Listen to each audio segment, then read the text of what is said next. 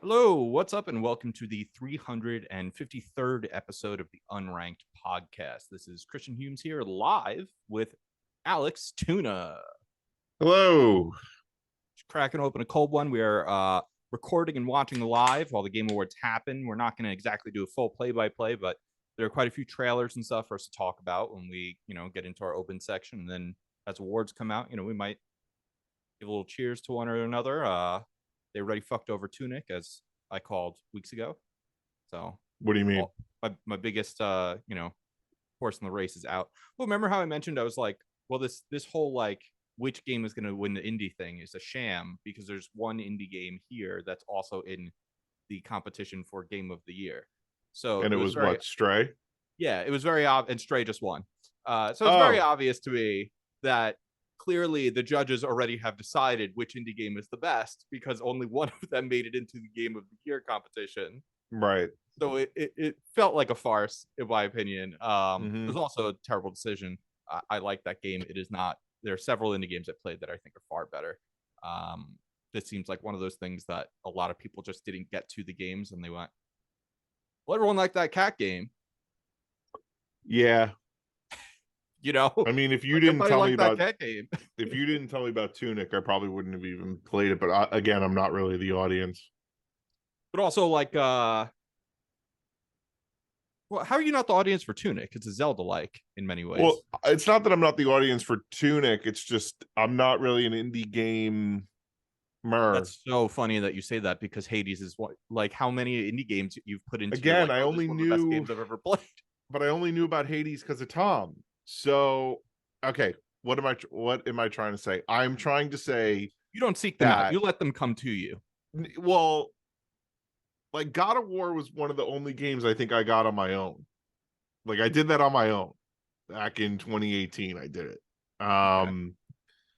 But no, if it's not like in the mainstream, yeah, I'm not going to know about it unless you guys tell me about it. Sure. The biggest, best indie games often end up in the mainstream in one or another, but it's easy to miss them, right? I mean, like Into the Breach was one of them. That's one of my favorite another games. game I didn't know about until you told me. Yeah. So, I mean, because they get passed up because, Tunic came out the same time as like Elden Ring. It came out a few weeks after Elden Ring. A lot of people weren't stopping Elden Ring to play Tunic. And so I actually think a lot of people that judge this likely didn't play the game. That's also one of the biggest problems with I think a Game Awards in general. It's like I'm not someone who really gives a shit about the Oscars or the Academy Awards. It's much easier for me to expect the judges to watch all those movies versus it is to expect people to play these games when they run between 20 to 80 hours. Yeah. So the odds that there are a lot of people judging and voting that haven't actually played these games. I'm looking at some of these categories. Best family game? Yep. Right.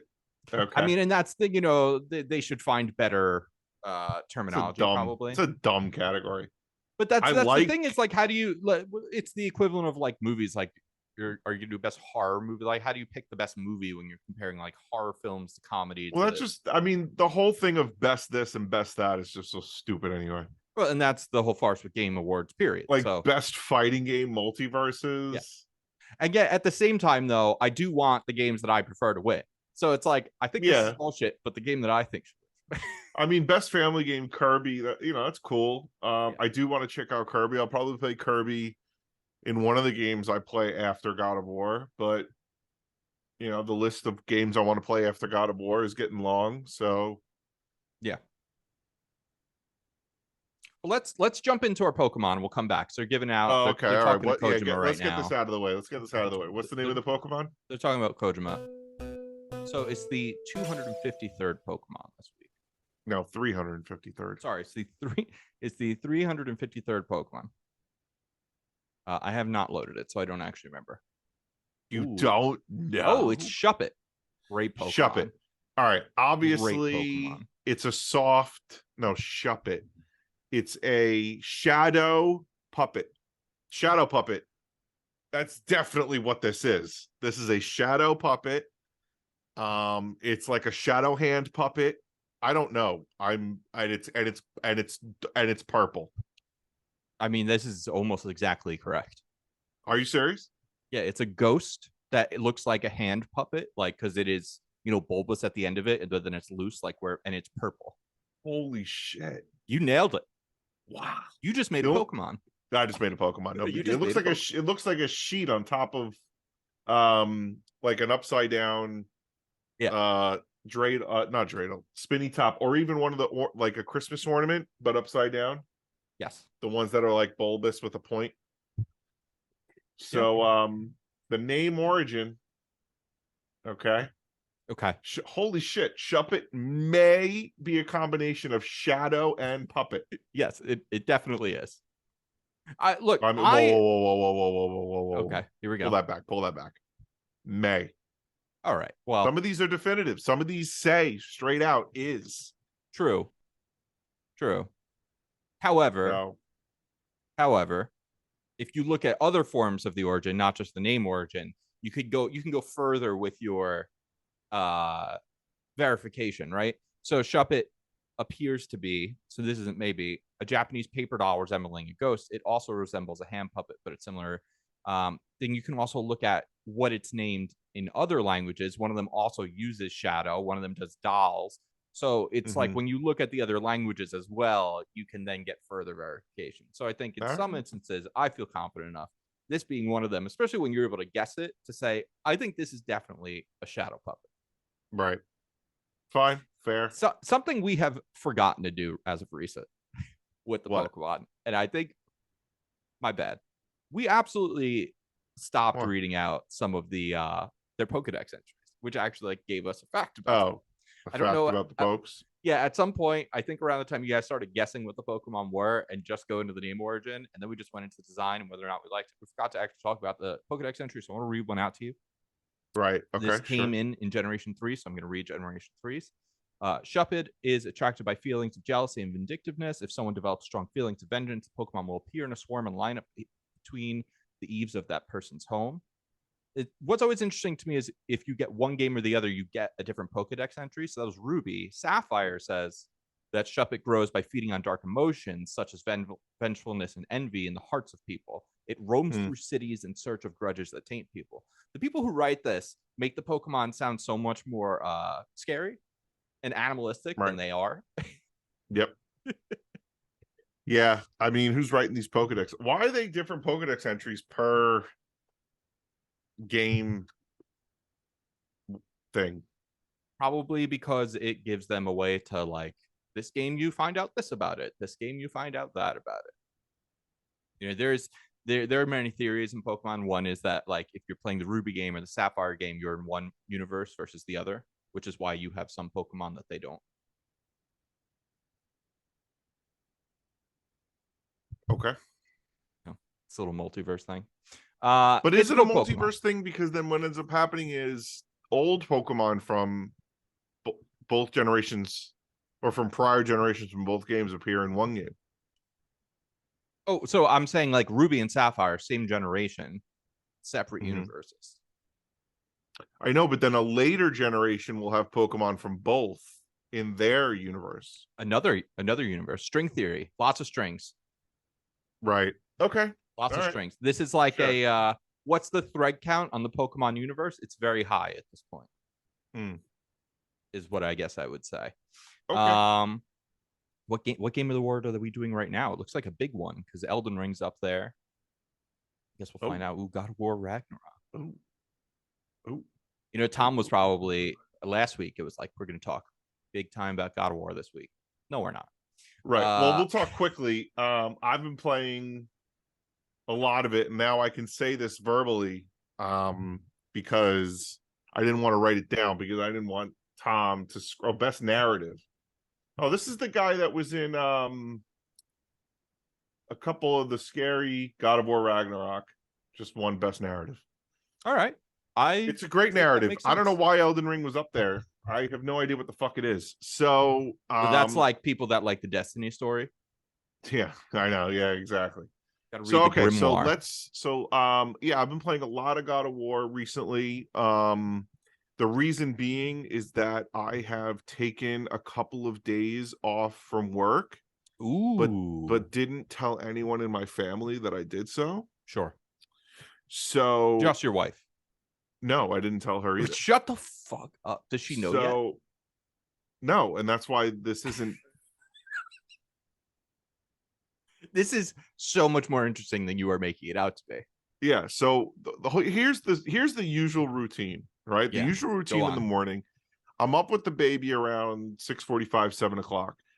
Brit leaves for work 7 o'clock. She's out the door. Of course, she's not there. She's not there. So I'm here. So I watch and feed the baby in the morning until about 9:30. I log on work around 8, right? And then around 9:30, my mother-in-law or my mom show up, and they watch the baby while I go downstairs and continue working just in my secluded area. I'll tell you, when I work from 8 to 9:30 with the baby in the same room, it's very hard. It's very difficult.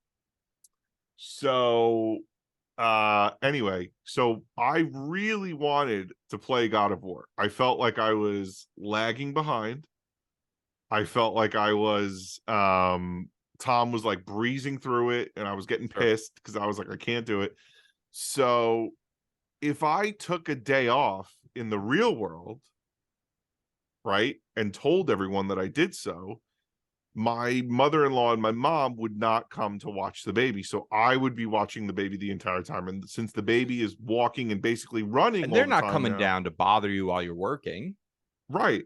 So because if I had to watch, so basically without the mom and mother-in-law to watch the kid, I can't play God of War down here and also watch her at the same time. She's moving around like crazy. She's running now. So I took a couple days off. Yeah. And came down here and acted like I was working. I muted the TV. I muted Tom's gonna lose his mind when he hears this. I muted the television, and I put my headphones on. I was about to say you could also just use your AirPods too. Yeah, but I just used the headphones. And I've been playing hours of God of War. What days did you take off? Has it just been this week? Yeah. How many days? 2.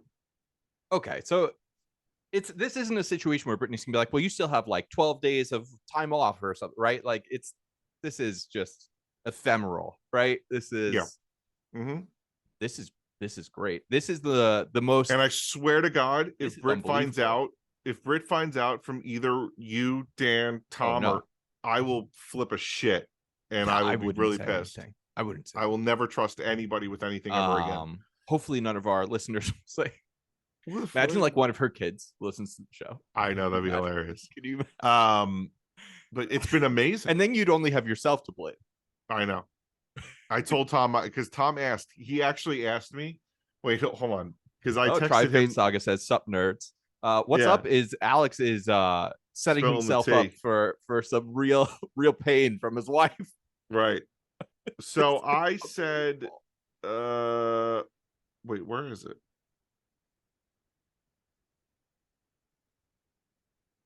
Oh, he said Tekken 8. So when I've been texting Tom like narrative stuff, and he goes, "Did you give the baby a bottle of Xanax? I feel like you've been zipping through it the last few days." And I said, "No, I've been having my mom and mother-in-law come." And then he goes, "Do they think you're working?" And I went, "No comment. Not writing. Amazing. Not writing. Amazing. At least not in writing. I didn't want a record, but here I am making a record anyway on camera to everyone." Holy fuck. That's incredible. Yeah. So that's absolutely incredible. Yeah, so I've been zipping through it, and it's true to. I mean, I hate to say this phrase, but it is true to form. It's very good, just like the last one.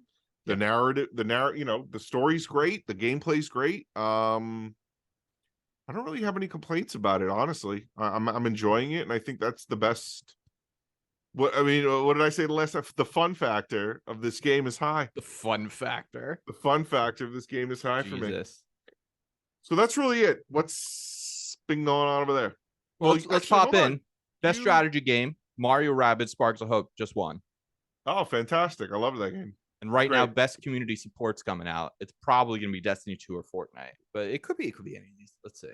I watched this whole video on Final Fortnite. Fantasy. I watched this video late night last night about Fortnite, about how they really do play on your FOMO if you're like a Fortnite player into coming back and playing with all the events and everything. I mean, that's what you have to do. That's the point, right? Is like, I know, but it was a video of how it was a video of like how they perfected it and how every game is pretty much trying to copy them now. We got a new trailer dropping right now. They just did a teaser for Tekken 8. Tekken's coming back. Don't care. But it did, however, have a great tagline, which was Fist Meets Fate, which I'm very much into. You know what's a game that never came out for us on console? Well, what's that? It's out on PC. It's a co-op game. What is it? Ilo Milo? No, we've been waiting for it for a long time. Have we? What is it? What's a co-op game you and I play? It's got escape rooms. Oh my god. We Were Here, the game that came out in May that you and I have been wanting to play, but I can't believe out it's on still not fucking console, which is ridiculous now. This game is that I can't remember what the title is. I might have missed it when they just said it, but this is that game that like it seems to have like warp gates where you go to different like worlds. It's very like steampunk. It looks pretty cool, but there was a person walking through a cave with a torch, and I was just like, "Fucking, we were here. We were here. What the fuck, like man? Fucking, we were here. You sons of bitches." I guess it's good now that like God of War is out and it's not out yet, but I mean, I would like to play that game. I would also like to watch Tom and Dan play the other two games. I know. The other two installments. Yeah. However, especially with Dan's schedule, I don't know if that's ever going to happen at this point. They promised it. Promised it. Tom said he's got an end of the year stream coming up. He was going to do Extra Life. So that's what's happening. Oh, I just realized. I messaged the group about our holiday game special, which we usually do. Are we doing that again, or do you guys want me to put together another big fat skinny quiz? Because last year we didn't do the holiday game special. We did the big fat skinny quiz instead. It doesn't matter to me. I'll do whatever. All right. Well, you guys gotta coordinate on the dates. So, I mean, I'm calling you out live. Yeah, seriously. Maybe I'll take a day off and say that I'm working. Now I have a question. Yeah. Did you sign up for the Steam Deck? Because they're giving one out every minute. You didn't. No, I didn't. I'm an idiot. You dumbass. Well, come on. I mean, the odds of me winning was slim to none. I mean, do you think that's true? I wonder how many people are actually like going to submit, because they're going to give out, a few hundred. Like, the odds are also not terrible. They're probably much higher odds than most giveaways you'll ever do. Maybe.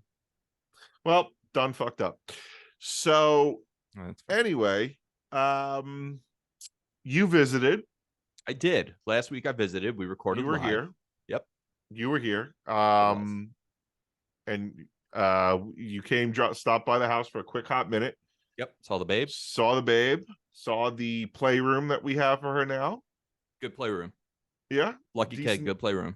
I know. Decent playroom. What else did you get up to while you were here? So after that, I went up to Connecticut, saw Teresa's family, saw another baby. So I saw 4 babies this week. 4 babies. I saw my brother's baby, I saw your baby, I saw her brother's baby, and then I saw her friend's baby. Back-to-back babes all weekend. We stayed, so her sister-in-law is actually I think Pequot. She's Native American, and she lives on the reservation at Foxwoods. So we stayed at the Foxwoods Casino, got a very nice discount. Foxwoods. Yeah, exactly. Fox. Well, I was thinking that all weekend. Because you gotta. So that was pretty fun.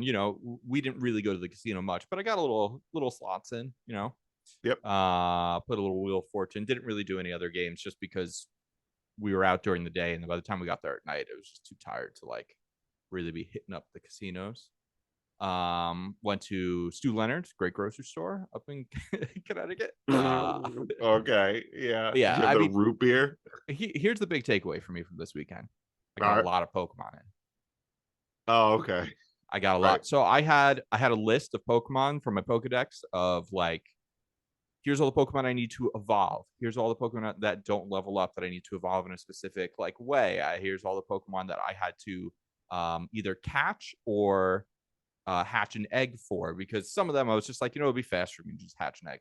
I knocked all of those out, got them all done. I have a few left that I need to trade. I have let's see actually how many. I think I have 383 Pokemon right now. Okay. I think I'm like 17 away from finishing. I also finished. Here, let me say that again. Actually, I finished the post game of Pokemon because not only when you finish the post game is there like, oh wow, that was like actually kind of a real post game. I still haven't caught the final legendaries. It takes a lot of time. I will say now, they tried to do some cool like shrine-esque stuff with the legendaries where like it's more like the Koroks where like you have to find things to like activate these. They don't hide them well. The points of interest where you can find them, some of them I'm like, okay, cool. I thought there'd be one here. There wasn't. But because you have to like find 8 per legendary, I'm not really spoiling anything here, but you have to like come across 8 different things to be able to like go after a legendary at a certain point in the game. They're really hard to find. And I will say this is the first thing, the performance actually like affected gameplay, because since there's pop-in and like some draw distance issues, you can't just like easily just like roam through and guarantee that you're going to catch it. You know, like it might not like load in fast enough for you to see it far enough away. So like you really have to like go over every inch of this game. And at a certain point, it's just not that fun. I forced myself to at least accomplish one of them without looking up the locations of these things so that I could just do the legendaries. Right. And it took me a really, really long time. And now that I got that one, I'm just going to use a thing and just look at where their locations are on the map so I can just go and get them, because they didn't really make it a fun part of the game, which it could have been. You could spend the time to do it if you want. I don't recommend it.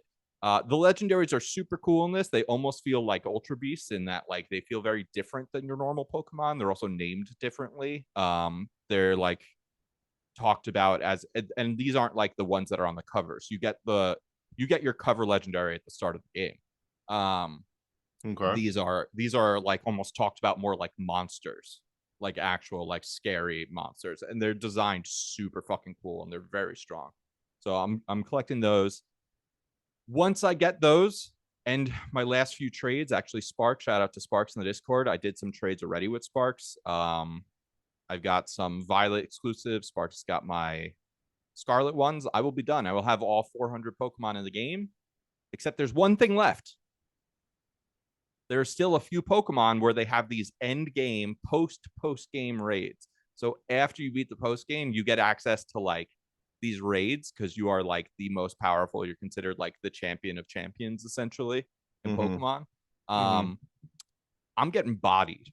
There's like a 7-star Charizard raid that like it's the only way to get Charizard, and it is so fucking hard. I mean, I'm losing 6-star raids all the time.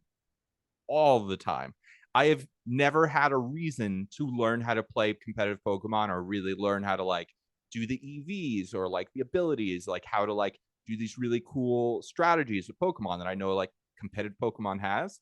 This game made it so easy to actually do those things with your Pokemon. And I was still like, that's not for me. And now I'm like, well, fuck. If I want to actually complete the game, I have to learn these things because I'm not good enough at Pokemon right now to even beat this Charizard. Like, now there's strategies online and stuff. I know people are like, just build this kind of Pokemon out, like with these moves and stuff. And like, it works very good against it. I have tried not to look them up. I want to see if I can do it on my own. But I'm also now at the point where I kind of want to finish it and put it away and play God of War. So anything I don't accomplish basically by tomorrow, I'm going to just be like, okay, I'm looking it up because I want to finish it and not spend more time on it. Right. Because it's a lot of time to put into Pokemon. It's reinvigorated Pokemon for me. I think it's the most fun I've ever had playing a Pokemon game since Black and White or the originals. It's unbelievable. You're going to have such a fun time with it, especially now that you're going to get it like at post patch and stuff, which is nice. So great game. I know there's a lot of people in our Discord and people that I'm friends with that also agree, and everyone's kind of like, it's annoying. We shouldn't hand wave the glitches. We shouldn't hand wave the fact that it's kind of ugly. You shouldn't. You shouldn't. However, I've also never had a Pokemon game that's this fun to play. Like, it does so many other things that I've wanted Pokemon to do for so long that I'm like, I'm really annoyed with this garbage, but the game itself still plays fine. So like, fine, it's just not a good looking game. Like, fine, like its performance isn't great. Is it? I mean, you obviously put a lot of hours into it. So yeah, how bad is it? Or how? well, I think the not that performance bad, stuff is it? is super overblown. All right. Oops, sorry, I moved the stream. Just my ADD.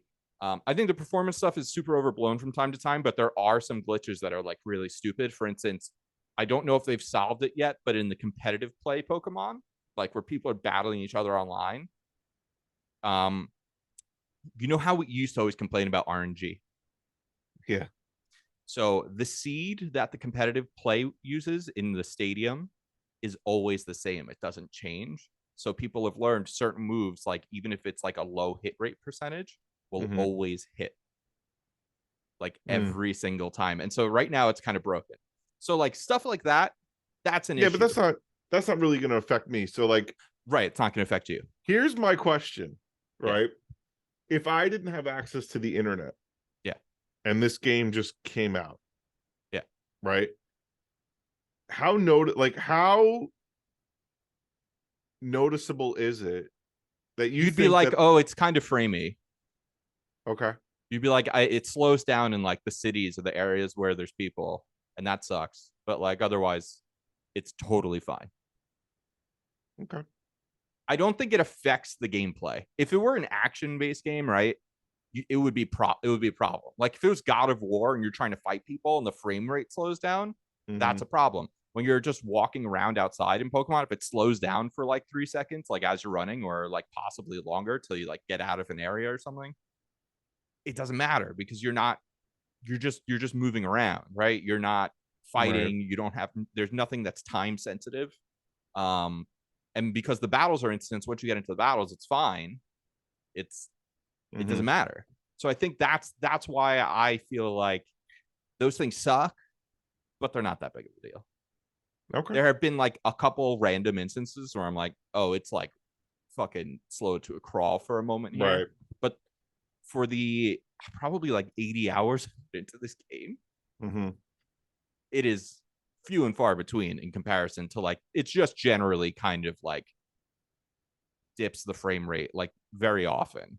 The frame rate is very inconsistent the whole time. And it's also just like not a good looking game, which makes the frame rate being inconsistent stupid. Because it's like, look, if this game looked awesome and they were doing a lot of crazy stuff, then sure. Like, hey guys, dial it back. But instead it's like, well, why does this look like ass and play like ass? Okay. That's why it's an issue. I think you're like going to be like, oh, this isn't that big a deal. It's very possible I won't be. I mean, I would say that. Speaking of, so you talking now about Pokemon reminded me of two things I wanted to say. I think I've already said this point, but so as much as I loved Mario plus Rabbids Sparks of Hope, I thought it was awesome. I thought it was a great game. I had a lot of fun with it. 100%ed it. The lack of post-game content really sucked. I really think that they should have put a lot more battles in there that were like, that ramps up the challenge. That's like, okay, this is post-game now. We're ramping up the challenge here. You're going to die. You need to really think about your moves. So that's the first thing I wanted to say. It really is a bummer that Sparks of Hope didn't have. And weirdly, Pokemon has that in a way that Pokemon's never. I've never been challenged by a Pokemon game before. You actually will for the first time in your life, which is cool. So, and then the second thing that I wanted to say, which is I'm going to backtrack on something I backtracked on. God of War, there's a certain aspect to it you're going to see that kind of reminds you of Assassin's Creed Valhalla just a little bit, just aesthetically. I mean, thematically, too. And just aesthetically, you're just going to be like, okay, it's got to. Right. And it actually, this game kind of gave me a much, I guess I've got more appreciation for Valhalla now, again. I love that game. after playing God of War, because it really made me think, because God of War is, as like fun as it is, it's very linear, right? Yeah, of Like, course. yes, you can go back to other realms and do things in those realms, but the path is very much laid out for you. I like a guided experience sometimes. I Yeah, don't. I am Everything not became so open world. I know. I'm not right. saying you are, but just Yeah, you saying that makes me think like for a minute everything became so like you can do anything, and it's like you never yes. really I'm could actually anyway. So just I'm very happy that God of War is linear the way that it is and guided, and the fact that in parts that are open, like when you're in the Lake of Nine in the yeah, original, it's open but not ridiculous. correct. It's okay, you're in like a park compared to a city. You know what I mean? So okay, so then what made me think of like a bigger appreciation for Valhalla is the scale that Valhalla like took on, and everything you actually could do in that game, and the narration of that game, the story, everything that you could do. I don't think I gave it enough credit Mm-hmm. when I backtracked and said fuck that game. Now I'm actually back on the train. So Valhalla was a lot of fun. I just wish, just to say one last thing, that you could have gotten the really good weapons like earlier, so you didn't have nothing to do with them by the end. Anyway, those are my two things.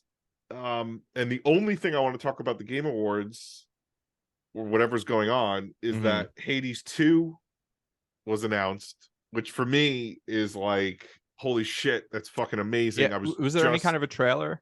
there. Yeah, there was Okay, some I the didn't little. see it. It looked like a little bit of gameplay was showed off, a little bit, just like the main character doing moves. It looks like, not to use this phrase again, but it looks like it's true to form. Like it literally is Hades 1, just with a new character, new moves, new story, which to me, I love that. I think that's great.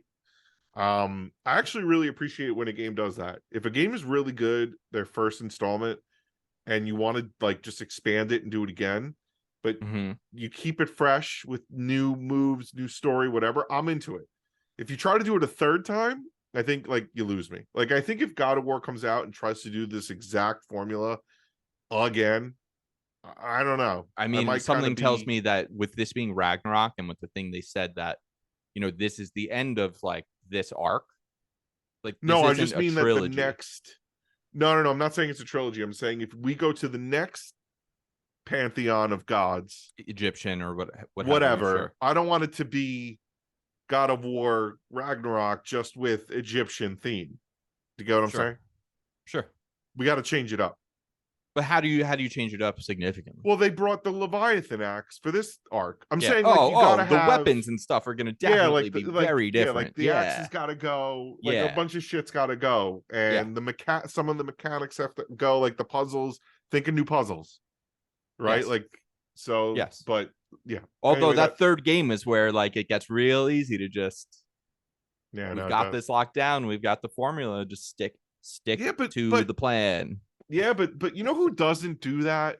Who? I I feel mean, like this God of Wars does because they did like 4 or 5 of them before they rebooted it. oh yeah, no. I'm saying I think Zelda tends to not. We got Ocarina, then Majora, then Wind Waker. That's a pretty big Yeah, but like departure. functionally, they were all still like Yeah, that's played true. very similarly. It was just like, oh, this one Yeah. is a time-based thing, and like it's like these smaller like areas Okay, you're in, what do and you then think this is one is what do like you think is the open biggest world, I guess. Okay, what do you think is the biggest franchise that has changed it up It's a tough consistently? question because I mean, inherently, the whole reason you have a franchise is that like you find a winning formula people like, and they just want more of it. So you It's just fair, you just but build God of on it. War did change it up. Well, yeah, but after 5 games, Also true. right? So that's like Zelda did a bunch of like 2D games, and then they did 3D. Like it was big. It was a big jump. GTA did a bunch of 2D games, and then it went 3D, and then it was like true open world 3D, and it's Mario changes from game to game. Like Mario is, I would say that because think about Yeah, this. yeah. Mario's After Super changed. Mario 64, they could have Yeah, done a fucking Super Mario 64 2 and 3. Mario Sunshine, as yeah. much as it was similar, it was so fucking different. It was Sure. very different. Same with Odyssey. Same with Galaxy. Like Galaxy 2 is the only time since the N64 that there's been a sequel to a 3D Mario game. Yeah. But even then, it is still, I don't know. That's a really tough question. If you're listeners, what do you think? What franchise most often reinvents its games in a significant way? That's a great question, I think. I'll have to think about it. Tom will probably have some bullshit answer. We'll find out. So did you watch that Jedi Survivor trailer? A little bit, but we were doing testing and yep. I mean, Tom asked me about it or about the fact that the new one was coming out, and I said I didn't play. I tried to play the first one. I got about an hour and a half, maybe 2 hours in, and I would honestly, at the time that I was trying to play it, it was too hard for me to stick with it. You know what I would suggest as to you? Stupid as that sounds. I would suggest, because I did this with this game. I love games now that let you change the difficulty on the fly. I think it's great. And I'm really tired of the first like hour and a half of almost every video game I play these days. Mm-hmm. If I can, I will put a lot of these things on their easiest setting now for the first like hour or so until they're done holding my hand. So I'm like, you're going to hold my hand through this first like hour and a half, 2 hours till like the game actually opens up. I'm going to make it as easy as I can so I don't have to pay attention. I can just fly through this section of the fucking game. Right. I would suggest you just stop it down, because I'll say this, the story is so good in that game, and the world and the atmosphere. The gameplay is good, but like the beginning is like, especially when you don't really have force powers, you kind of suck as a character. Like, right. You just want to get through that fucking area. When did I start? I started playing it right, like I would say month 3 of the baby. I think it was in between when I was done playing Hades and before Halo came out. Yeah. I think that's when I tried to play it, and I just couldn't. I didn't have time. Like I didn't have time to I did not have time to get good at this game. Yeah. So I was like, fuck this. So I let it go, and then played Halo. We played that for a while. Then I got into Elden Ring, surprisingly. Yeah. Plus, now you get to play. It's had like a big patch on the current gen consoles, so you can play like the updated version of it. Runs way nicer. Yep. You should go back to it and play through, even if you just play through it on. Well, actually, you know what? I take it all back. If you want to play the new one and you care about playing this first one, do it. If you don't, do what I wish I had done with God of War, and just watch like a 45-minute video of like the story and what happens on it. So a half an hour video. So I didn't want to let you down. Right. So I have been trying to watch One Piece. Sure, of course. I'm trying to watch it, right? Yeah. Like I'll watch a couple You're episodes. At the slowest, worst part. And I only got through some of that. I mean, I remember early days, I was like, I was able to get to like good moments more often because I was able to just churn through episodes. You can't. No, so there's no churning. And also there were other shows that came up that like I wanted to watch. Like Andor came out, and I was like, I really want to watch that. And then Britt and I started watching White Lotus, and I was staying like Sunday nights. Huh? How is it? It's good. Predictable. Sure, but did you know the writer of that was on Survivor? Yeah. I just watched that season a few weeks ago. So I didn't want to let you down, right? So I felt like I was going so slowly through One Piece. Yeah. I thought to myself, so I don't want to let Chris down. Sure. So how do I not let him down? I'm going to clip this audio section and send it to Matt, because he said he would watch Lost if I watched One Piece. A year later, he hasn't watched Lost. I watched One Piece, which is like watching Lost like 10 times. It's like so much more. Yeah. So I was thinking of every so often watching YouTube video summaries of every arc and telling you I watched it, the show. But then I was like, no, like it's still pretty good. Like it's because it just seems so daunting right now. Well, because it seems so I have overwhelming. good news for you. Oh God. I knew about this. I didn't suggest it to you because I'm an idiot. Okay. There's a fan edit called One Piece. It's basically supposed to be One like the Dragon Ball Piece. Z Kai of One Piece. And it does a Okay. couple of things. One of the big things of filler in One Piece isn't just, remember how I sent you like skip these episodes? Mhm. It's not just like fake stories they added in to fill it out. It's also like we're Irrelevant. going to add in a bunch of flashbacks. We're going to add it like during reactions. And sometimes they're nice. I'm like, sometimes like, oh, like this was like a good moment. That was like a good editorial like decision, like to do that one. But they do it so often that it's just absolutely egregious. One Piece only gives you stuff that's in the manga and is canonical, and it gives you nothing else. So they cut down the anime, and it gets you up to like a third of the way into the series. Actually, it gets you even more. It gets you Because very far. There was one episode, it was with like I don't know if you're gonna remember this, but there was one episode that was with the treasure chest dude. The Yeah, guy Gaimon. Yeah, and the clown. Yeah. That was like just a whole episode about them. And I was kind of like, what is this about? Oh, that should have been on the skip list. It might have been. You got to check the skip list. You got to check. Yeah, but it's late night. No, like I know. Late night. It's like 11:30 at night. The episodes are just going. It was just those two guys, right? It's just them. It's just that one was fake. In fact, I think when I started watching that episode, I was like, "What is this?" I was like, "I need to know if this is real." And I was like, "Oh, it's bullshit. I'm not watching this." So yeah, it crossed my mind to watch YouTube summaries of the arcs to get to the really good shit. Yeah. To not let you down, but I was like, no, you know what? No, keep at it. If it takes a year, it takes a year. So has there been the other thing that I wanted to talk about that I don't know how much, because I'm looking at the One Piece thing and it looks like it's like really cut down. It might be a little too much. However, like I'll find out for you. I'll look into it further. The other thing I wanted to talk about real quick was that I did watch something about Diablo 4 coming out. Yep. It looks, from what I saw, it looks really good. Great. Looks great. As someone who's played Diablo, I played Diablo 2 a ton, an absolute fuck ton. I loved it. I thought Diablo 3 was good. Ooh, best multiplayer game. Not great. Diablo 4 looks awesome. It's just, I guess I have just low expectations. Well, because Diablo 3 launched at like such a shit state, like for post-game content, for trading like resources. They were also charging to charge you at the wazoo for fucking shit. Well, that's the thing. Like Diablo we'll see 3, what it actually is. Diablo 3, I did beat. I had a great time with it. Yeah. You know, as I said, it was. I would say it's good, not great. I played through that with you. It was a good time. Yeah, it was good. It was a fun time. It was a good game. But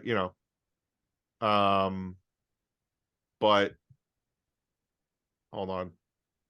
Matt just texted me and he's like, dude, this is so boring. I could have fucking watched this from home. Like, I'm sorry, but like, I don't know what's going on here with this show, Jeff, but you're just blowing through like 5 awards right now, like off stage, and then they'll go back to like a music performance or something on stage. I don't know what's going on with this show, but he's doing like 6 awards in a row right now. He's blowing through them like they're meaningless. No one comes up on stage. There's like this kind of sucks. So they're trying to make it not an award show, more like a variety show. What the hell's going on? Dude, I have no idea. With awards sparsed in. Whatever. Most anticipated game, Zelda. Are we going to get that trailer today? Come on. I guess, yeah, for Diablo 4, I'm not going to get my hopes up. Yeah. Because I thought Diablo 2 was fucking fantastic. World premiere. It is. It's Zelda. Oh my God. This is it. Zelda. Here we go. All right. We're talking over this. You want us to talk over this? Well, no, I mean, the trailer's not going to play on our stream. Holy shit. That looked good. I mean, I'm watching a flying thing. This thing looks like something out of holy fuck.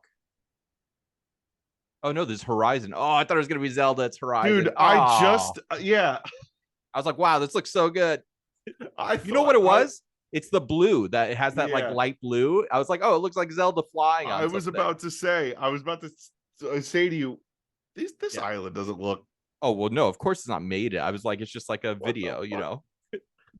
Nintendo still Um, loves to do their like pre-rendered videos. Ooh, we're going to Hollywood. That's why? That's so annoying. Stop doing that. because their hardware blows, dude. Why can't Nintendo do a really like banger hardware piece? I don't Because it know. has to be for The the day they put families. out the Switch Lite should have been the day that they also been like, and hey, here's the Nintendo Switch Home, and it's like Well, a I feel like they $400 still, Switch, and it doesn't yeah. undock because it's just a brick and it's really powerful. I just also feel like they just still have this mindset that like everyone's gathering around the TV and playing Mario Kart on the like no dude, like that's not happening anymore. That was And they also have this mindset of a lot of people don't have more than one TV, so like Switch, so you want to play portable. I mean, look, here's the thing. It's one of the best selling consoles of all time. They're still fucking yeah. making No, like they haven't had to drop the price on it. I mean look, it They is what it is. increased the price on it. You could buy the Switch OLED. It's more expensive than the original Switch. And it's the same It's hardware. It's just got a bigger screen. because this you know what it is, like you can take it anywhere. It's great. Yeah. It It's is just as too much bad as I that want it's too there to bad that it also be. sucks. Yeah, exactly. Like Pokemon. It's great, but it sucks. It's great, but it sucks. Exactly. Oh. All And right, so but there's part of me that's always wished, you know, boy, if Nintendo was just a third party developer, didn't make the hardware, but then they wouldn't make these games because they make these fucking games because they make what like is just all of it is, you know. this whole award most anticipated game? Like fuck off. Like that's so dumb. Oh, we That have is the such a cast of dumb award. Last of Us. Damn, I Best really was hoping that was gonna be Zelda. I don't give a shit about Horizon. also okay, That's a best game I regret multiplayer getting. games, but this all has to be games that came out this year. Yeah. Yeah. That's Because actually I was Call of thinking Duty Modern like Warfare 2 pretty good. because I was thinking like best multiplayer game. Like, would it be possible that like a game could keep winning like unless somebody dethrones them? You know what I mean? I think the answer actually is yes. If it's a game that is ongoing, because they do have best ongoing game, you know. Mhm. Um, Oh, they have best. Okay. however, like the odds of that happening are very low, Mm. just because I don't know. I don't know if Fortnite is like still eligible, but it's you know, no one even talked about Bayonetta this year. That game came and went. It came out.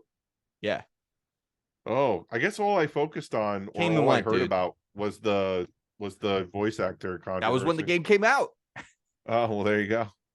Came and went. No one cared about it. Everyone talked about like, oh, Bayonetta's coming. Bayonetta's fucking here and gone. Do you mind talking to yourself for 10? I'm gonna go with 12 seconds while I go grab something to drink. Do whatever you're doing. Well, so we gotta keep the listeners. So Matt, for the listeners, is like, this is boring. I saw Matt and Emily are at the Game Awards. They're gonna go out after. I thought about going just go to the post show party. Not worth it. I did consider back and forth, but it's just gonna be packed. Last year when I went with Tom, you had to wait in a long line just to get into the bar area. I know it's gonna be the exact same deal this year. Also, it's gonna be kind of a bummer. Like a lot of the people that are gonna be there just got laid off, so it's like I don't really need to be part of that. Meanwhile, Matt, who did go, which like tickets are fine, but they're not like they're nothing. He's like, I could have just done this at home, which I agree because like this is what the first award in 8 that they have someone come up to accept. Like, what are we doing with this show? I don't know. Wait, so God of War got up for best narrative, but all these other games, no one came up. They just did like several awards. Jeff was just standing there and going, and this one goes to this, and this one goes to this, like Oh boop, boop, my boop, boop, god! boop. And it was nothing. No one accepting award. They didn't even like show like a screen of the game. Like there wasn't a recorded video from the team being like, thank you. It's just the next one to the next one to the next one. Are you looking forward to this Last of Us game? Like game, The TV show. show? Yeah. I was like, I'll watch it. And then they announced that Anna Torv is in it. And I'm like, I'm gonna watch the fuck out of this show. Wait, who? and a tour of Olivia Dunham. Oh, of course, yeah. So who yeah, does she play? Who does she play? His friend or whatever. Is it Colleen? Was the name? Ooh, I'm not gonna remember. I don't know why I asked you because I'm not gonna remember the names. Okay, well.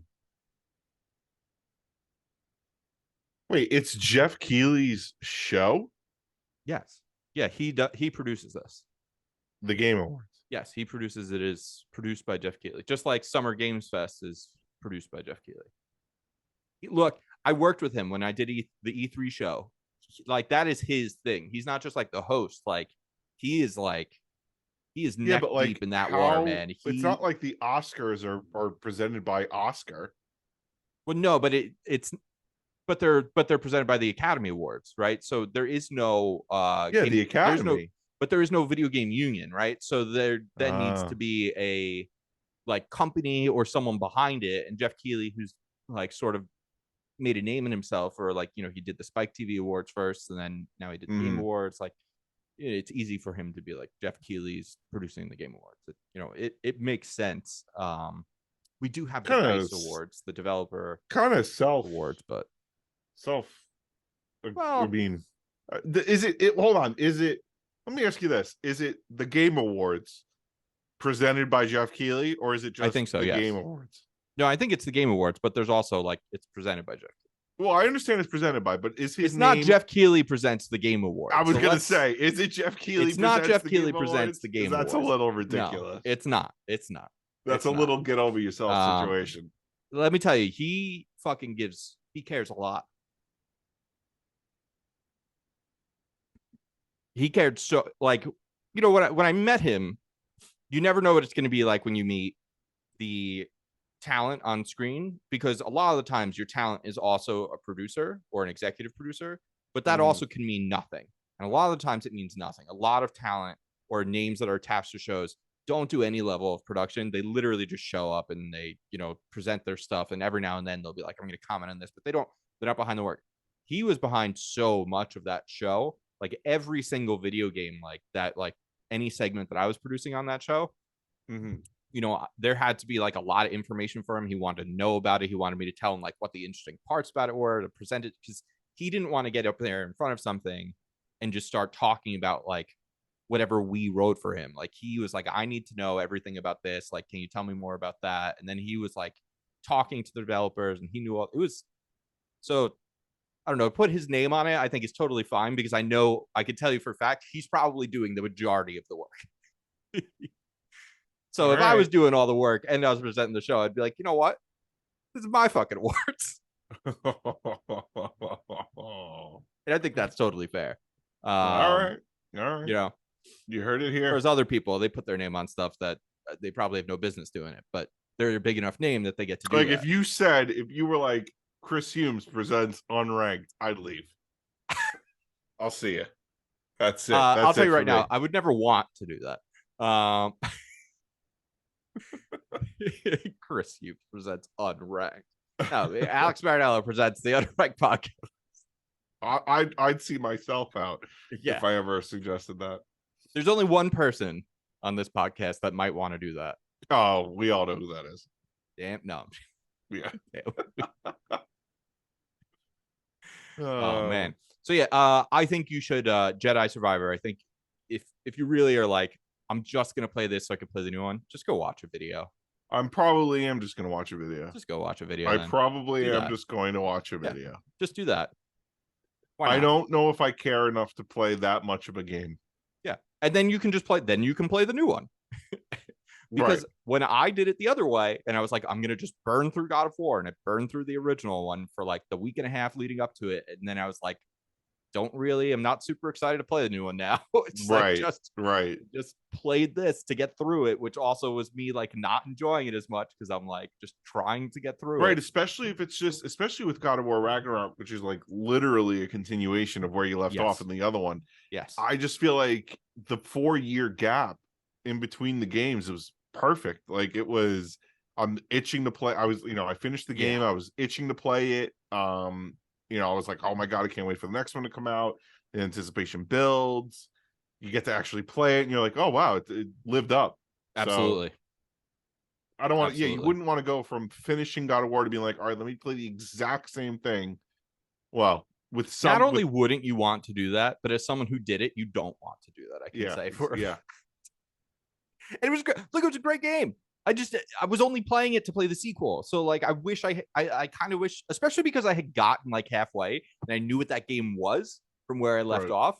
I didn't even need to do it to experience that because I knew what it was. So I could have just so I made a mistake with that. One Piece, by the way, the anime is about to be caught up with like some of the biggest moments that have happened in it.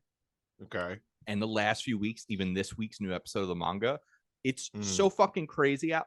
So I don't, this isn't a spoiler for you. It should have been mentioned at least at some point now in the show, but like getting to the One Piece is like getting to that last island, right? Like this is what Goal says, because the whole reason he became King of the Pirates is not just that he's like incredibly charismatic and like is able to draw people to him or incredibly strong and powerful.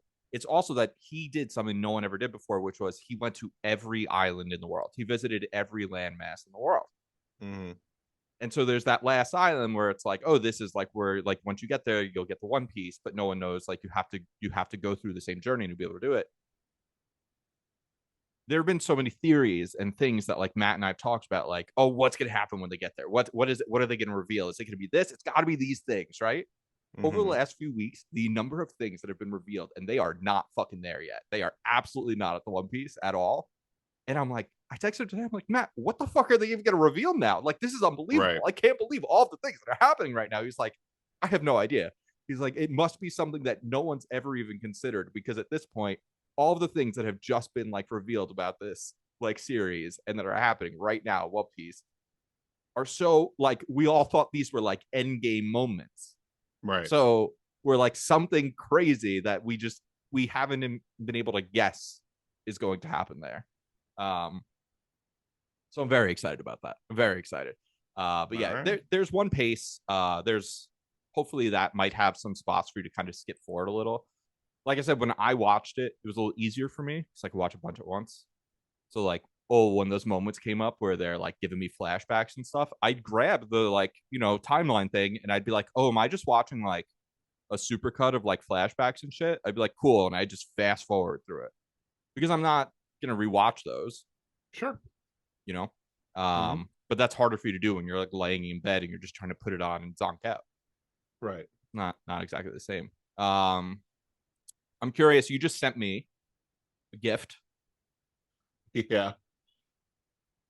You know what's funny? I've been hey. I haven't put it up yet because I'm still deciding where I'm going to put it. Yeah. But it is very cool. His legs look so funny when they are. Yes. The legs are the hands of the clock. Yeah. That is a Taskmaster clock for you non-video people. So okay, we could talk a little bit about Taskmaster. So the season 13 Judy Love season, actually Judy Love won me over big time because the only time I had ever seen her, I had seen her on the Big Fat Quiz last year, and she was on an episode of Countdown, and I found her to be not very funny and kind of almost to the point of annoying. On Taskmaster, though, everything she did just hit.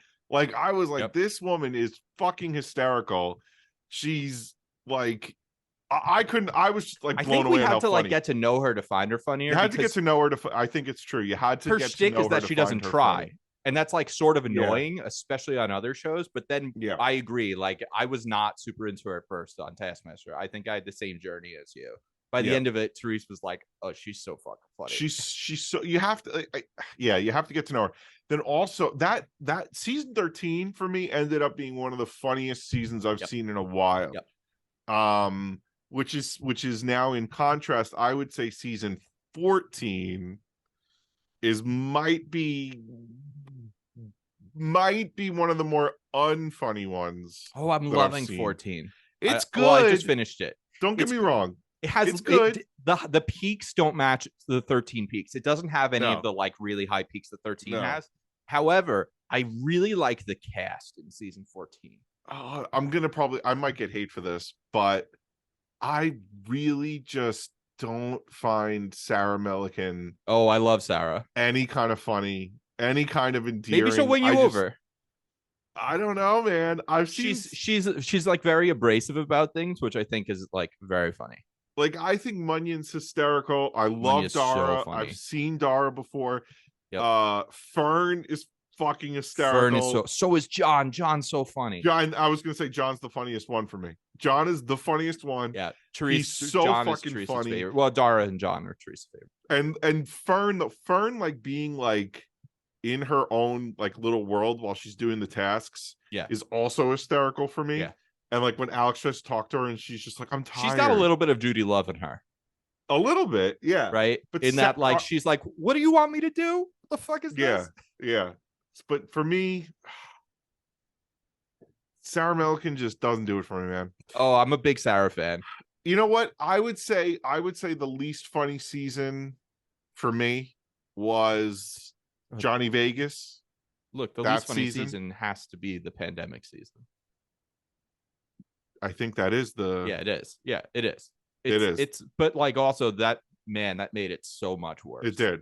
And that's on a rewatch. I've liked it more than I liked it the first time I saw it, and part of me wonders if I was also just so miserable during the pandemic at that point that I was like, "Fuck everything." I mean, even Taskmaster is ruined by this. And then I guess the other thing. I mean, to me, the funniest season is probably still Rod Gilbert's season. I mean, that to me was like peak. It was so funny. Sure. I also the original season is the OG is hysterical. One of the funniest. Yeah. There's a new trailer the season right after Mario. That. I mean, all these people who don't watch Taskmaster listen to this talk right now are like, "Can we move on, please?" Anyway, so I think Dara makes this season though. I think he's like, what I like about Dara so much is he's such an obvious fanboy of Taskmaster. Yeah. Like I've not related more to someone in Taskmaster since maybe like who's the guy that won the first season? The very, very first season? Yeah. Josh Whitcomb? Yeah, Josh. Like Josh also really wanted to win, like especially on Champion of Champions. Like Dara reminds me a lot of that too. Where like did Champions of Champions part like number 2 come out? It did, yes. Did you see only one episode though, which I'm annoyed about, and I really one episode. I know. I really hope they do 2 episodes again in the future. No, I think they said it was a scheduling thing. They just like couldn't make it happen. It's all women, right? It's all women and Ed Gamble. No, I don't think it's no.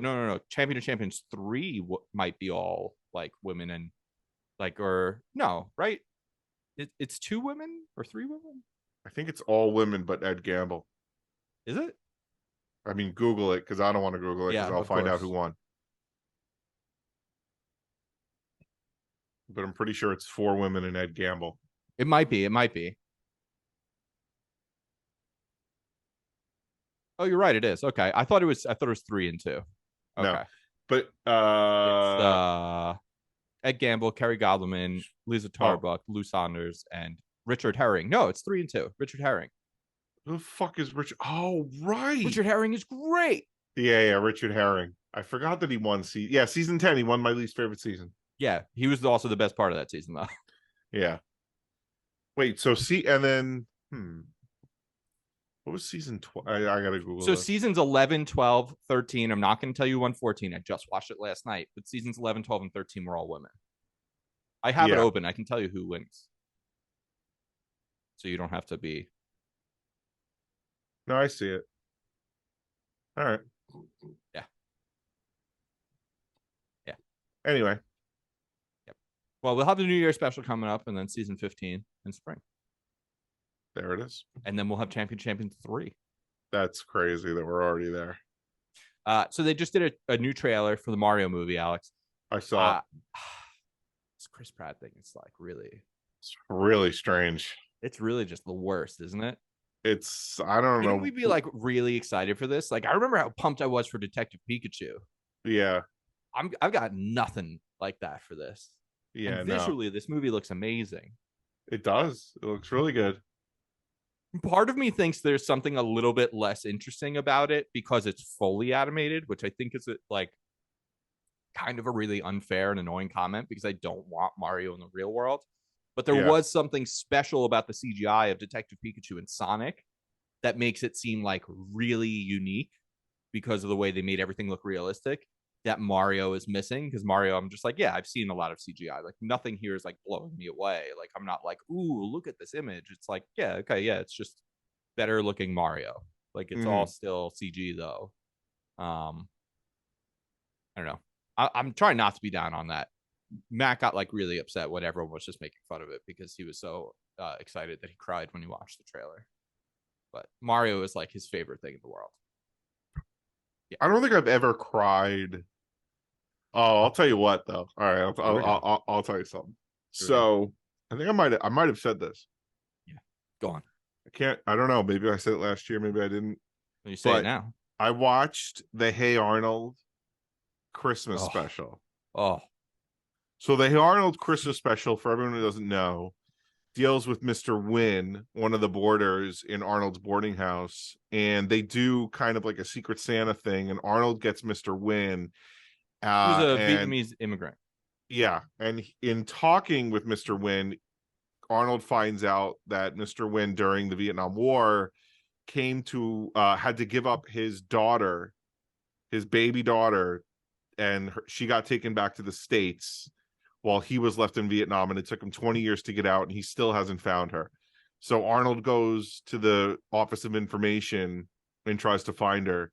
He fails, but Helga succeeds. She knows Arnold wants that for Christmas, and she gives up her Nancy Spumoni snow boots to the guy there, and they find her and they reunite her with Mr. Wynn. Interestingly, she never appears, the daughter, ever again in the show. Even when Mr. Wynn becomes super famous as a country singer, she doesn't show up, which is weird. Canonically, when did that episode take place? I'm curious. Season 1. Oh, okay. Wow, yeah, then it is strange. Well, I guess she's off in college. Sure. So we never see her again. But here's what I will say. That episode hit differently now that I have a daughter. So in terms of the tears, there may have been tears flowing. I can't believe Mr. Wynn had to give up right now. This is unbelievable. Well, good. This is amazing. I'm glad that you finally become comfortable enough to say something like this on the podcast. Because in the past, when Tom or I have been like, "Oh, that movie or that scene is tearjerking," you're like, "You cried?" Like you would be such a dick. Cry. There is no cry. But there is this phenomenon. I can't remember what it's called at the moment. But you learn a fact or you hear a thing, and then you're hearing and seeing it everywhere. You aware of this? Okay. And it's just because either the information is more relevant to you right now, so you're actually looking for it, or you're never aware of it. And the second someone makes you aware of it, you see it everywhere. It's like, wait, is this always like? And so then people equate that with like things beyond coincidence, and it's actually like, no, you just were ignorant to this like before. But there's a phenomenon, I can't remember what the name of it is. I'll look it up later. But I just weirdly had it like happen, like where it's like it feels so coincidental and it's strange. But 2 weeks ago, or like a week and a half ago, when I was traveling with my brother to go visit my niece, I was listening to a podcast and someone was like, "Oh, have you ever video game ever make you cry?" And I remember being like, "Fuck, a video game ever made me cry? Like, fuck a video game." And then 2 days later, I'm playing Pokemon. You didn't stop. I'm gonna stop you right there. Stop you right there. So hold on. You are not going to tell me that Pokemon made you cry. Yes. The newest video game. Yes. So here's the thing. This game actually has a great story in it. And it has several stories, but one of the stories, and you'll understand why in a moment. So I haven't really talked about this on the podcast, but one of the stories is this guy has his Pokemon got like really, really, really injured. And he can't, like the Pokemon Center can't heal it. And so he's trying to find these herbs to heal his Pokemon. And it's a dog Pokemon. And I just lost my dog a couple months ago, which I haven't talked about on the podcast because I was still pretty depressed about it. And the second that happened, I was like, oh no, this is not going to be good. Right. And then I became very motivated to just focus on this storyline. Like I was doing parts of the storyline ahead of when like I probably should have been doing. So I was like, I got to save this dog. And then eventually, like, something happens in the story that, like, I wasn't like full on crying, but like there were some. It felt very humid. There was I don't know if I got something in my eye, but Mm-hmm. it got to me. And then I was like, son of a bitch. Just like 2 days ago, I was like, no video games are gonna make me cry. And then I'm like, Right. oh no. Right. But it could have been any video game with a dog.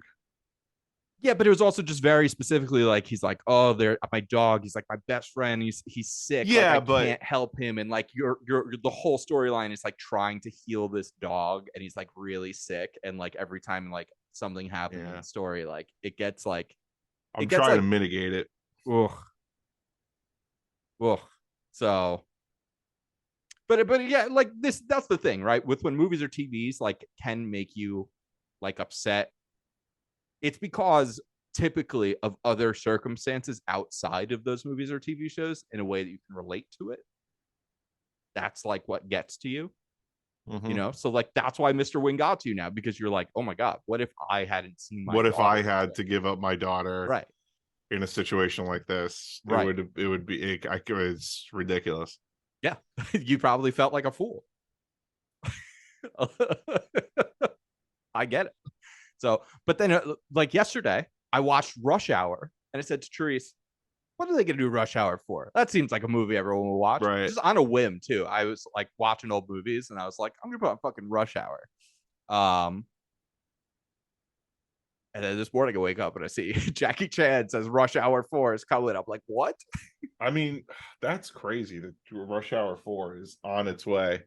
It's so weird. I put it on like I was just like, I want to watch an old movie. I just rewatched Mission Impossible 3 earlier in the day. And I was like, why? Oh, he goes, great movie. Yeah, I'm not saying it's a bad movie. It's just like, what made you watch Mission Impossible 3? There's a lot of movies that I like to just like rewatch from time to time, or like every now and then I'll be like, what's a movie I haven't watched in a long time? This is one I hadn't seen in a while. I used to do that with the Bourne movies. I used to love to rewatch those movies.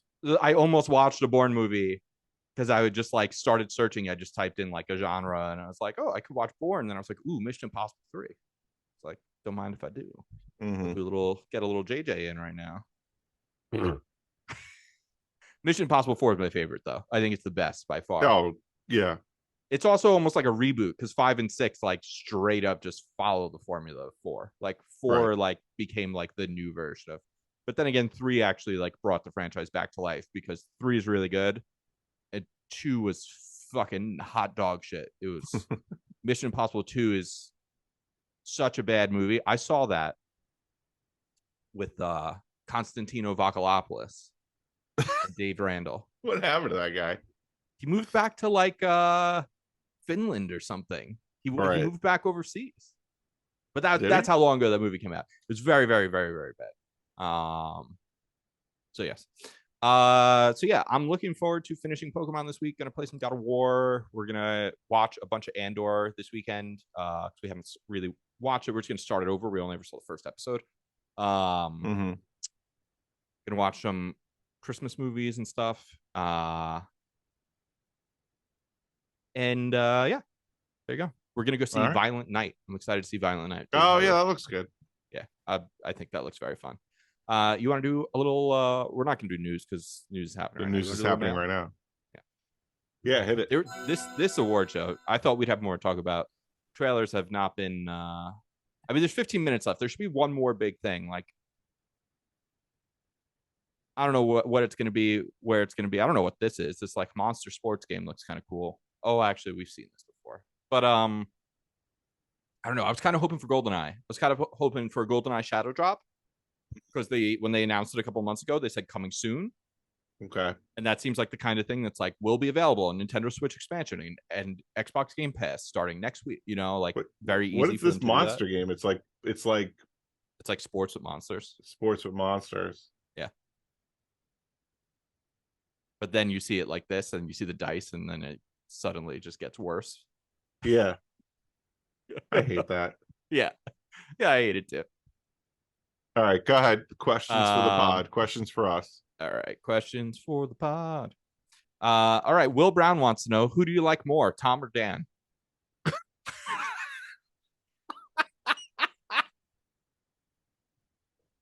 What a question. I like them both equally. What a question, right? I hate them both equally.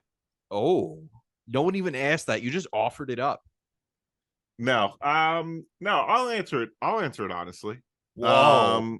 No, are you fucking? I'll just go with whatever Alex says. I literally do not have a Tom or Dan preference. Ooh. All right. How about this? They both bring unique things to my life. I agree. I'm gonna say overall, it's grab bag. However, let's throw a few scenarios in here. Okay. Alex, you're gonna go to see a movie. Who are you seeing it with, Tom or Dan? Oh, okay. So in a movie, here's the thing.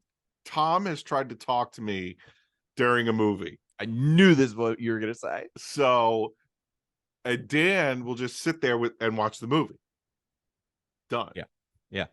Depending on the movie, Tom will want to talk even more about the movie at the end.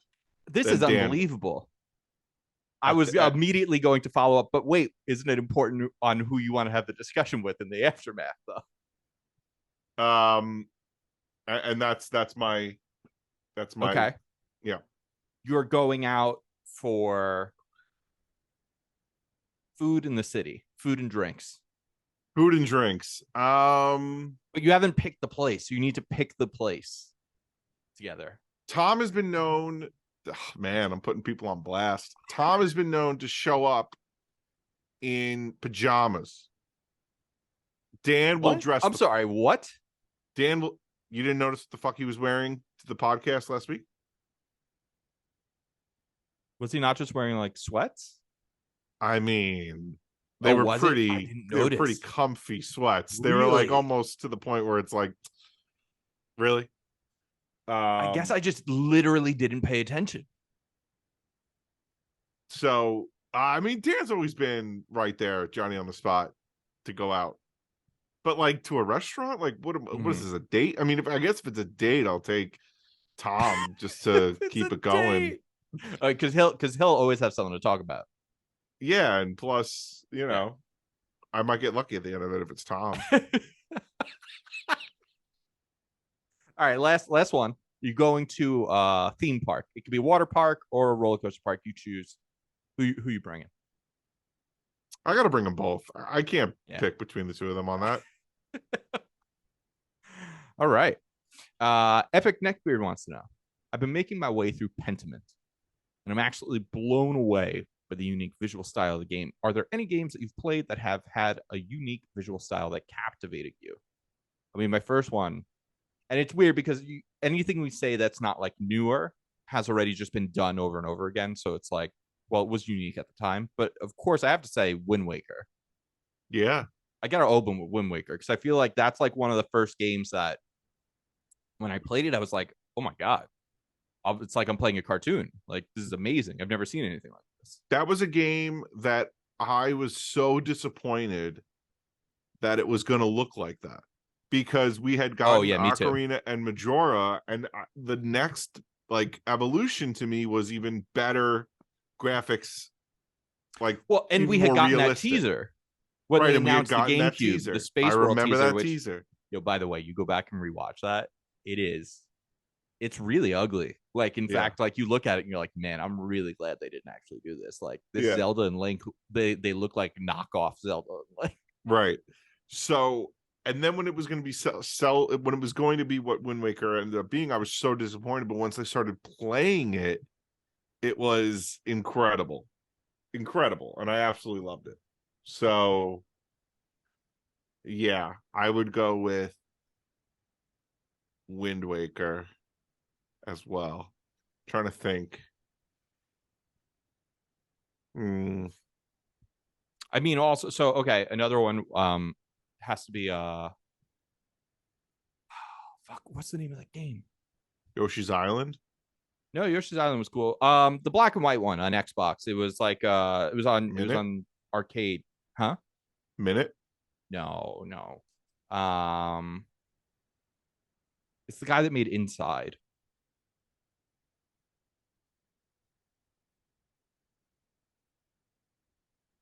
You're gonna have to. I don't know what the. Yeah, I'm looking it up. Limbo. Oh, Limbo. Yeah, Yeah. Limbo was good. Limbo had a really cool, unique art style when it came out. That blew me away at first, and I was like, I have to play it just based on the way that this looks. 3D dot pixel was like a game, and it made everything look blocky and pixelated, which was cool. But like 3D at the time. Super Time Force, that was an Xbox 360 game, and this was like early in the like indie game like pixel revolution, and had those like big chunky pixel characters where you like rewound time and stuff. That was really cool looking game, I thought. I'm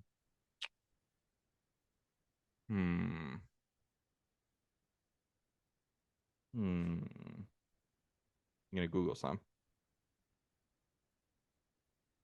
I mean, we're coming at the end of the show. Are they not gonna have like one last big reveal? Matt has just been texting me, being like, "This show is fucking lame." God of War 1 for accessibility. That's cool. World premiere. What is this? Finding out right now. Of the Fallen. All right, we got a knight of some kind. This could be one of these Xbox games. Oh, what the fuck is that? Am I ahead of you? No, I think I'm watching World Premiere. All right.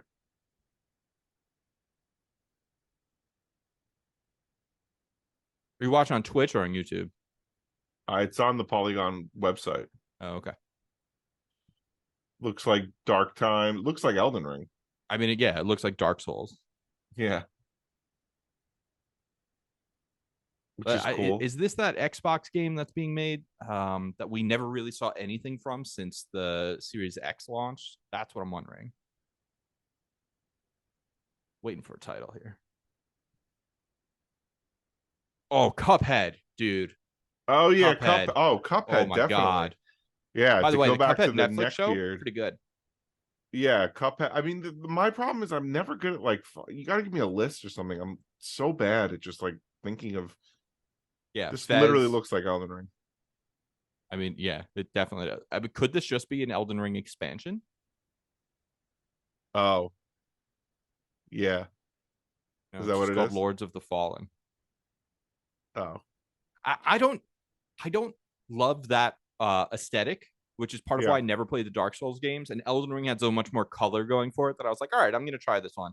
These games just aren't for me, so I'm just never gonna play another one of those. Yeah, Dark to Hope, Dare to Hope. Not the game for me. No. Borderlands. I was gonna say Borderlands, but some of it is just regular old. Yeah. Run of the mill. I think Borderlands is good. All right. There's quite a bit. There's quite a bit of games that like visually I see it and I'm like, well, I'm gonna have to play this. All right, there you go. Like, it just looks like. Who are these people? Is that Michael Madsen? Who knows, man? From Kill Bill. Isn't that his name? Anyway. Yeah, from Kill Bill. In the middle. Isn't that Michael Madsen? I don't remember. That's a movie I haven't seen in a very, very long time. All right. Anyway, do we have any more questions? No. We're gonna see what the fuck this is at the Game Awards. Okay. Oh boy. Like, why are they dragging Al Pacino out for the Game Awards? That's Madsen. I mean, sure. Yeah, it's Michael Madsen. He looks like shit. Yeah. No offense. He was a lot cooler like 15 years ago. Yeah. I think not so much anymore. Oh my God, he like is really old. Yeah. Yeah. What is happening right now? We're getting a trailer for some crime game. Oh, there we go. Michael Rooker. It's called Crime Boss. Oh my God, are they going to beat GTA to GTA Vice? Because that's what this looks like, Tuna. It does. This looks like some other company is like, fine, you don't want to do Vice City? We'll do Vice City. Yeah. And what's funny is they Rockay are doing City? Vice City, but I mean, this looks exactly like Vice City. I mean, visually, this could be a cyberpunk situation, but this looks pretty fucking sick so far visually too. No? Yeah. I could go for a little open world crime shoot 'em up. I could go for that. Vanilla Ice is in this. I mean, that's not necessary. Danny Glover? No one needs Vanilla Ice or Chuck Norris. I don't need those. But crime boss Rockay City. All right, that looked interesting at least. Yeah. Chuck Norris. The Saints Row thing was a fucking debacle. That game is broken. It's you know, so Michael hard Madsen, for them to do it mm-hmm. to make like good open world games, which is why like so few places like really try to go after anything even GTA like.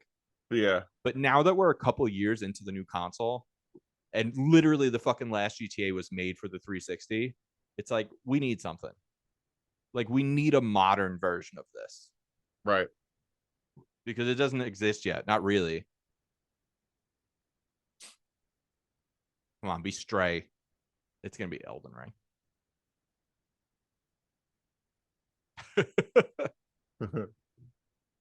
Oh yeah, of course. Look at this is what I'm talking about. So you see what's happening here?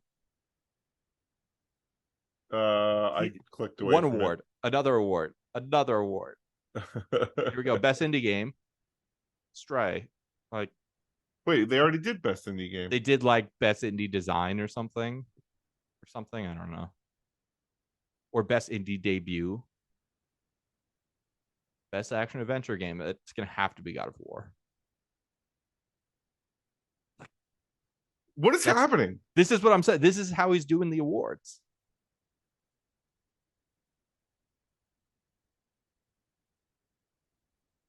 I don't think this is how this should be done. This is a little but I think what it comes down to is oh, here you go. Here's your ongoing game. Yeah. They showed that one already. He is rushing this shit. They're just replaying those. They showed that already. Well, I mean, it's supposed to be over. Like this ends at 7:30. So they're either gonna end with something big or Rockay City. Well, I really don't like saying what about the best game? Game of the year? What? I thought they did Game of the Year. Oh, they did Game of the Year? Maybe I'm wrong. I don't think so. Oh, maybe not. I thought that was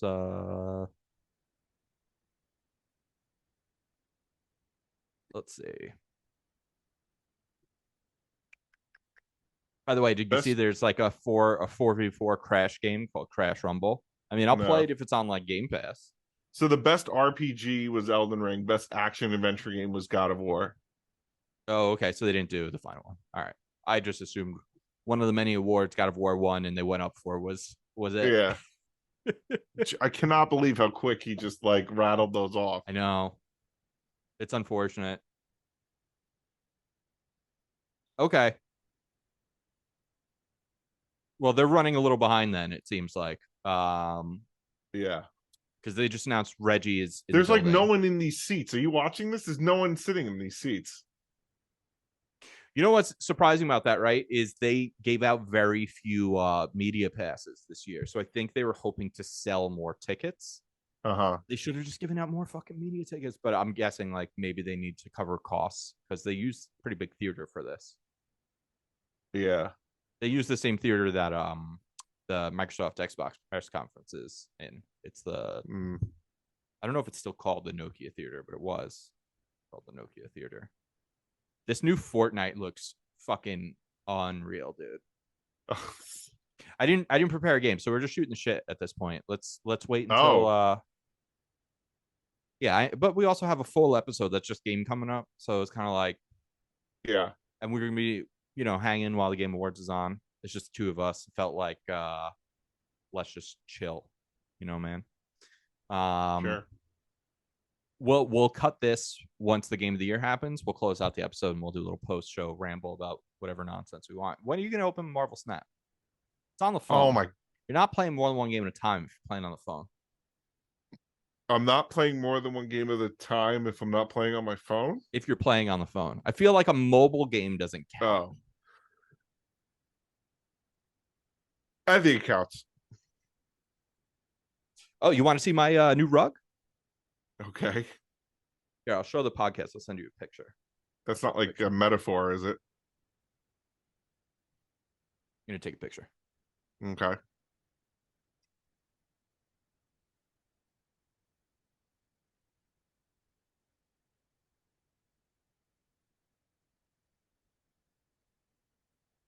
So this is great content. Just a couple guys sitting here in silence while Chris takes a picture of his rug, which I don't know what kind of rug we're talking about. But oh boy. All right, I'm back. Is this rug supposed to, am I supposed to recognize this rug? No, it says Marvel. Oh, I can't tell that from the picture. Yeah, but that's especially cool. with the angle. Especially with Yeah. the angle. But Yeah, it's just yeah. it says the words Marvel kind of like I thought you were going to be like, itself this with was the colors. rug that was in Desmond's That's underground because I bunker like from Lost. I like to buy things that are like actually in the show. Yeah. They actually walked on this rug in Listen, the show. I have continued to look at lost props, and every now and then something comes up, and I'm like, How is it still coming up? well, people resell the props. A lot of people buy these things to sell later. I almost bought the original drawing for the Blastdoor map, like the one that they made like the sketch of and everything that would then go like it was like the production notes. But they were charging a little too much money. I thought about it though. Oh my god. It was like $900 though, and I was like, if this was like something that was in the show, I would have paid for it. But because it was just the production, like, oh, Reggie, Reggie, this is what we're painting. It's so funny that this motherfucker, he hasn't even worked in games in like 7 years. That's not true. He went and worked for GameStop for a little while and then left. Yeah. Here, I'll show the best game direction. How far behind are they? Oh, I see it. Yeah, it looks good. And there's a cat.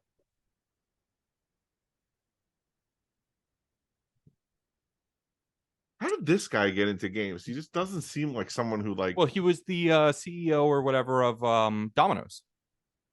Of Domino's? Yeah. Wait, or what? Pizza Hut. Yeah, or Papa John, like one of these big pizza places. So then how the fuck did he get with Nintendo? A lot of business places just hire people like to do business. Also, like keep in mind, Nintendo of America, not Nintendo, right? So Nintendo of America primarily does marketing distribution. They don't actually do development. Not really. I don't know. They might be involved with like Retro, which is like the only, I think, American developer. There might be a new one now. I think there was a smaller studio they bought at some point, but like all you know, they're all basically in Japan. So how far behind are we then? We're not we, but how far behind are they? I mean, they said this ran till 7:30, so they haven't done Game of the Year yet, and it's 7:35, so they're at least 5 minutes behind. I'm going to the Twitch feed because I'm just curious if it's always ahead.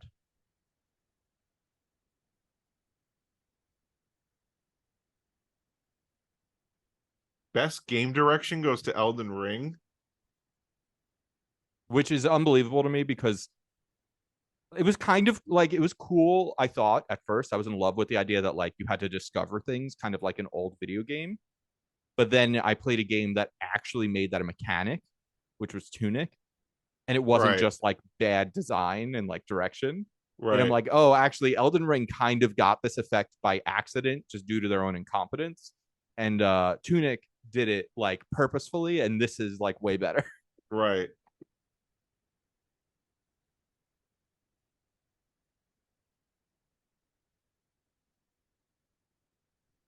All right. How many? I mean, I don't know, man. I don't know what's going on.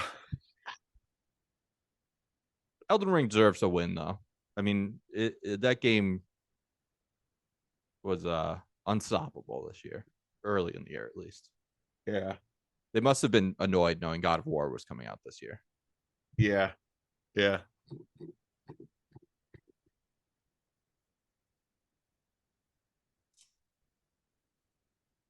Oh, I mean, if this is going, this isn't another hour.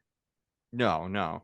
Matt Matt just sent me just the sleeping emoji. Oh, He's just sitting in there. Oh, damn. that is unfortunate. All right, I we got would, a I don't, trailer. What do we got?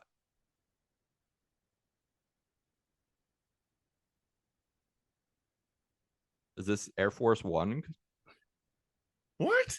Well, no, the plane. It says United States of America. It has a steel on it, right? So it's got to be the Air Force One plane.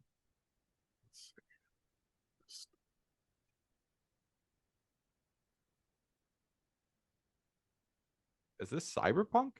Yeah, it is. It sounds like Keanu. It's Cyberpunk. If someone comes to me and it's like, hey, the game works now and it's Yeah. like fun. But from what I remember, like even the like not broken parts of the game, people didn't think were fun because like the AI was just like really bad. So like enemies would just spawn in front of you. Yeah. It's unfortunate because visually it has a like I mean the style of Cyberpunk I thought was fucking awesome. Like All it right. visually looked very It cool. would appear there's only Oh, one category left, and it's game of the year. we got Elba here. Idris Elba. Elba, baby.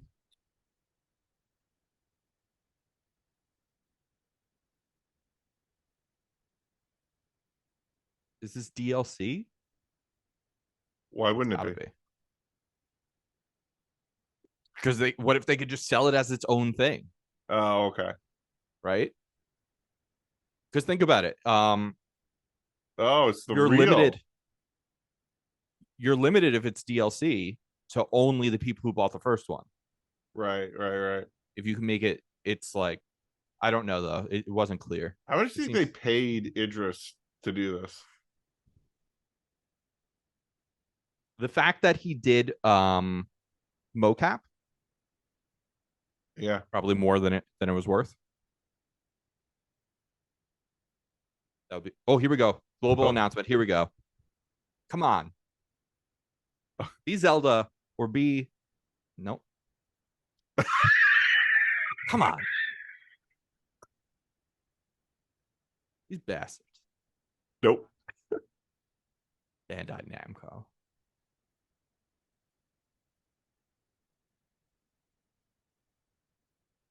I love that you just went, nope. I mean, that game's coming out in fucking soon. Yeah, you'd think Supposed to there'd be be. something. Supposed to be. Yeah, But Nintendo always they can do whatever they want. it's true. Nintendo can show up 3 weeks before the game comes out and goes, "Here's a trailer," and everyone will buy it. Yeah, that's true. They could also be like, "What? We gave you a trailer already. Like you've seen our trailer. The Right, you've seen the game's out. trailer. Game's You've out seen it. next week. You know what the game is." Right. You know who I am. And I'd be like, "Well, I don't appreciate being talked to this way, but I'm going to buy it." Right. You know who I am, damn it.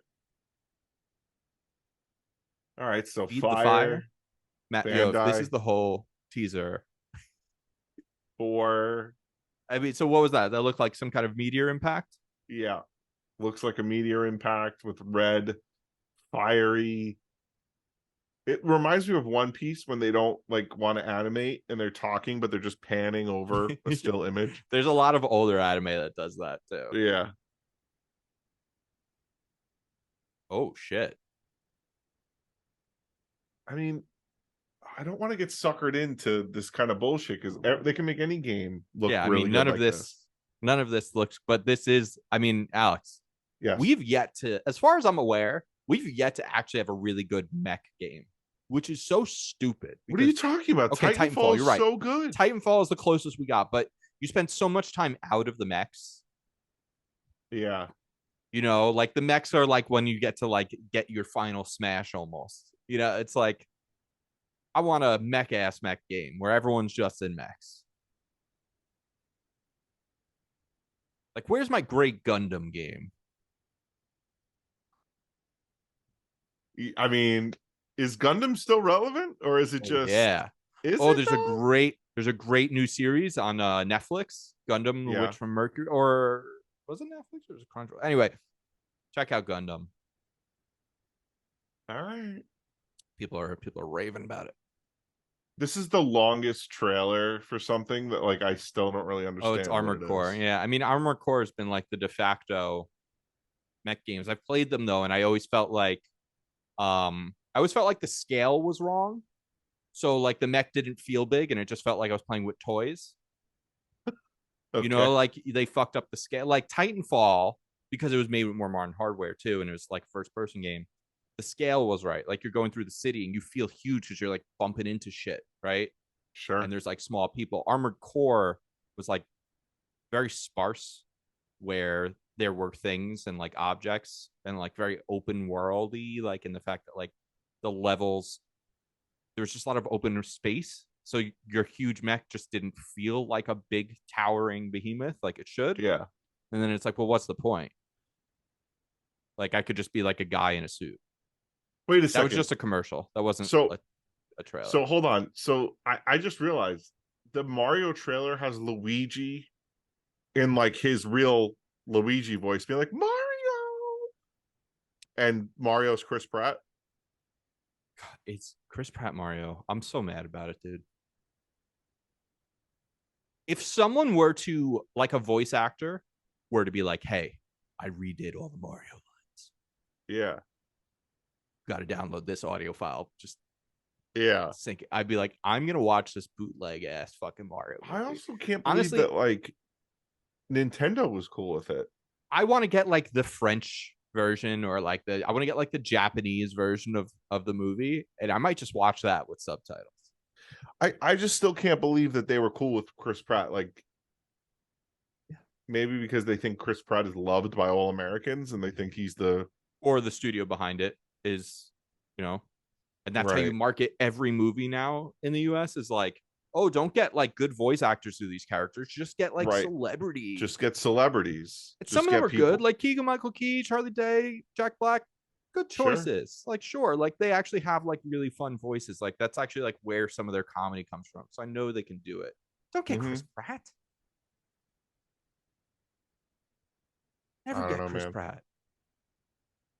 But like he already did like a kind of funny. He did it with the Lego movie, so like, Yeah, can't do that again. I mean, I think that's probably why he got cast in this, because if you think about it, in some ways, Alex, Mario is one of the most boring ass characters. Oh, 100%. Like he's like Mickey Mouse, right? Yeah.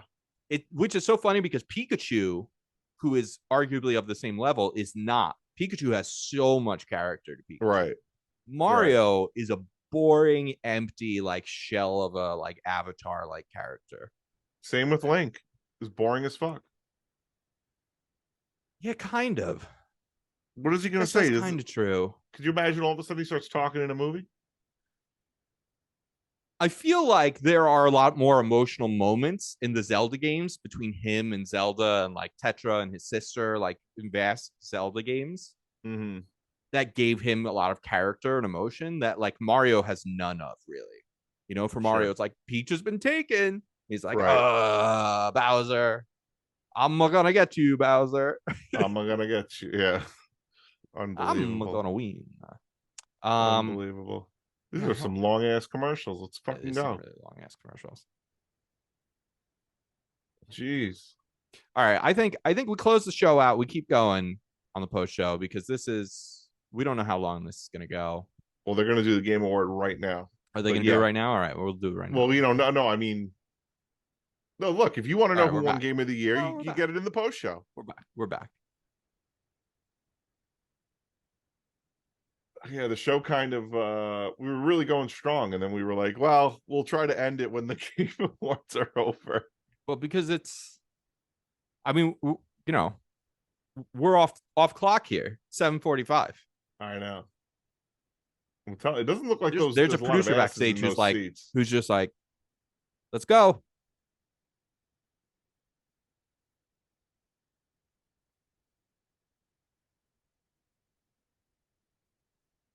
What do you think Tom's doing right now? Is he just like doing the GameSpot like Twitter? Could we have watched him? No, he's not doing anything like that. He would have told us. No. He would have shared it. I don't know. Let's see.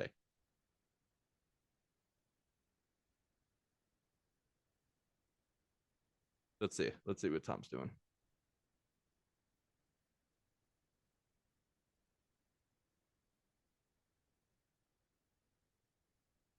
I think we should just do the thing in the post show. Huh? He doesn't have an award in his hand. We don't know how much. Like, I mean, it is the final award, but this guy's got no envelope. Yeah, but we got a nothing. Final Fantasy first before we got the final. Jesus. When is it gonna, Alex? Hey, Alex. Here's a good dad gaming joke. When's it gonna be the Final Fantasy? Right. The final fantasy. God, that joke. So many iterations of that joke for so many years. It's really enough. All right, yeah. This If you want to know who won Game of the Year, listen to the post show. Well, that's really only for our Patreon subscribers. This thing. Then you'll never find out who won Game of the Year. Alex? Yeah, Tuna Targaryen on Twitter and PlayStation, Tuna Space Targaryen on Xbox. I mean, you can follow me on Twitter. I don't use it, but Christian_Humes. Maybe one day I'll be back. Like, I'm still holding out to see if what happens there. We're the Unranked podcast. Thanks for listening to us ramble while we watch this. Like, not great. Way better last year. War Show last year I thought was far better. This year I don't really know what's happening.